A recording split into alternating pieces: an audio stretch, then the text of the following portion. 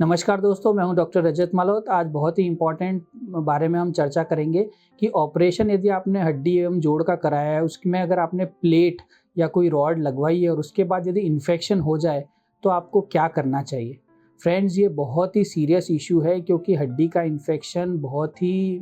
Resistant होता है और इसमें मैं जो मेरा एक्सपीरियंस है 15 साल का, वो ये है कि इसमें जो है आपको एग्रेसिवली यानी बहुत आक्रामक रूप से इसको आपको ठीक करना पड़ता है, क्योंकि यदि बढ़ता जाएगा तो ये बहुत ही ज़्यादा बोन को डैमेज कर सकता है और बोन जो है वो डेड हो सकती है और उसके बाद जो ट्रीटमेंट है वो और ज़्यादा लेंथी है।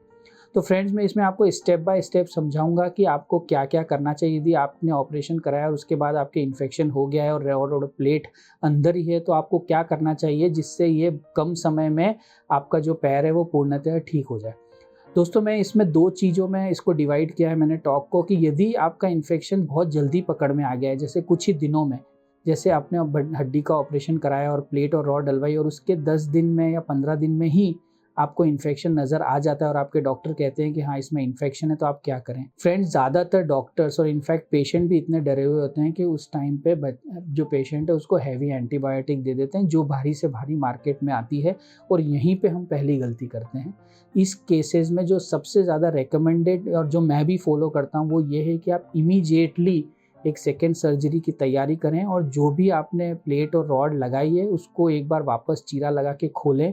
उसके वहाँ से पस का कल्चर लें और उसको एंटीबायोटिक से अच्छे से वॉश करें और बहुत अच्छे से उसकी एंटीबायोटिक से वॉश करें और जो भी पस वगैरह है, डेड टिश्यू, उनको हटाएं। This is called as surgical debridement. ये बहुत इंपॉर्टेंट है और ये कई बार डॉक्टर चाहते हैं इस ट्रीटमेंट को करना, किंतु पेशेंट रेडी नहीं होता या फिर वो डरा हुआ होता है या फिर कई बार पेशेंट के मूड के देख के डॉक्टर उनको हैवी एंटीबायोटिक लिखते हैं। ये बहुत गलत तरीका है। जो भी प्लेट या रॉड अंदर हड्डी के होती है उसके अराउंड पे बायोफिल्म बन जाती है, बैक्टीरिया बना लेते हैं। उसकी वजह से आप कितना भी भारी एंटीबायोटिक देते हैं वो पूर्ण मात्रा में वहाँ नहीं पहुँच पाता है और जो इन्फेक्शन है वो पूर्ण तरीके से ठीक नहीं हो पाता है। तो जो फर्स्ट इम्पॉर्टेंट थिंग है वो ये है कि आपको इमीडिएटली, अगर आपको 2 हफ्ते से कम में आपको अगर इन्फेक्शन का पता लग जाता है, तो आप वापस से बिल्कुल स्ट्रॉन्ग माइंड मेकअप करें और वापस से सर्जरी के लिए डॉक्टर को बोलें। और वो जो सर्जिकल जब वापस इंसिजन दे के सर्जिकल डिब्राइडमेंट करते हैं, जिसमें जो भी डेड टिश्यू पस उसको हटाते हैं और एंटीबायोटिक से वॉश करते हैं,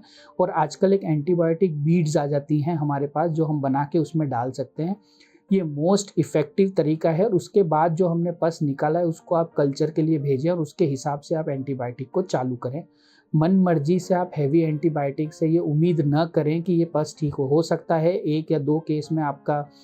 जो तुक्का है वो लग जाए और पेशेंट ठीक हो जाए, पर हमारे एक्सपीरियंस और जो लिटरेचर है उसके हिसाब से जो ये इन्फेक्शन है ये इस तरीके से ठीक कभी नहीं होता है। फर्स्ट एंड फॉरमोस्ट थिंग है कि आपको रिपीट, एक अनफॉर्चुनेट बात है लेकिन यह सबसे इफेक्टिव इलाज है कि आपको दोबारा सर्जरी के लिए करके और आप उसको पूरी तरीके से वॉश करें और फिर ही एंटीबायोटिक को चालू करें। दूसरा केस होता है कि आपकी प्लेट लगाए बहुत टाइम हो गया, 6 महीने हो गए, 1 साल हो गया, उसके बाद अगर इन्फेक्शन डेवलप हुआ है तो ऐसे में क्या करें। फ्रेंड्स, ऐसे में तो कोई कन्फ्यूजन नहीं है, जो हम सभी लोग करते हैं कि इमीडिएटली आपको उस रॉड या प्लेट को निकालना चाहिए, चाहे हड्डी जुड़ी हुई हो या न हो। ये पस तभी बंद होगा जब आपका ये इम्प्लांट निकलेगा। इसका सिंपल ये कारण है कि प्लेट के अराउंड पे जो भी बैक्टीरिया अपने बैठ जाते हैं वो एंटीबायोटिक से नहीं जाते हैं, वो वहाँ पे एंटीबायोटिक नहीं पहुँचती क्योंकि वहाँ कोई ब्लड फ्लो नहीं होता।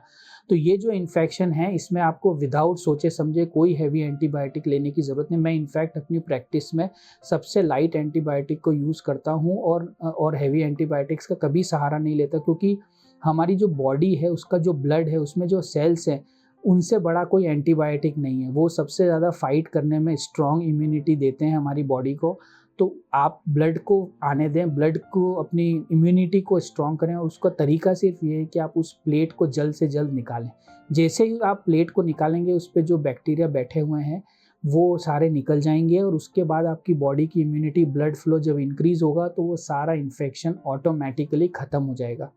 केस ये ज़रूर होगा कि यदि आपकी हड्डी जुड़ी नहीं है तो ये आपके पास 2 ऑप्शन है, या तो आप उस हड्डी को आप बाहर किसी फिक्सेटर की सहायता से जोड़ें या फिर प्लास्टर में एक खिड़की बनाएं और प्लास्टर लगाएं उसको, और बाद में जब इन्फेक्शन पूरी तरीके से ठीक हो जाए उसके बाद आप उसका सेकेंड सर्जरी उसको जोड़ने का आप डिसाइड कर सकते हैं और वो डिपेंड करता है, आप प्लेट दोबारा भी लगा सकते हैं या बाहर से कोई मशीन की सहायता से भी उसको जोड़ सकते हैं। इस वीडियो को बनाने का जो मेरा मेन मकसद ये है कि आप जो मेन मिस्टेक जो करते हैं पेशेंट्स और इनफैक्ट कई डॉक्टर्स भी, वो ये है कि आपके जब भी बोन में इन्फेक्शन होता है प्लेट या रॉड लगाने के बाद, आप दूसरी सर्जरी से बचना चाहते हैं और यहीं पे सारी गड़बड़ हो जाती है। आपका जब भी इस तरह का इन्फेक्शन होता है, आप इमीडिएटली इनफैक्ट सर्जरी में देर ना करें और इसको जितना जल्दी आप खोलेंगे उतना चांसेस है कि ये इन्फेक्शन दोबारा ख़त्म हो जाएगा, दोबारा नहीं होगा और आपका जो है रिज़ल्ट अच्छा होगा।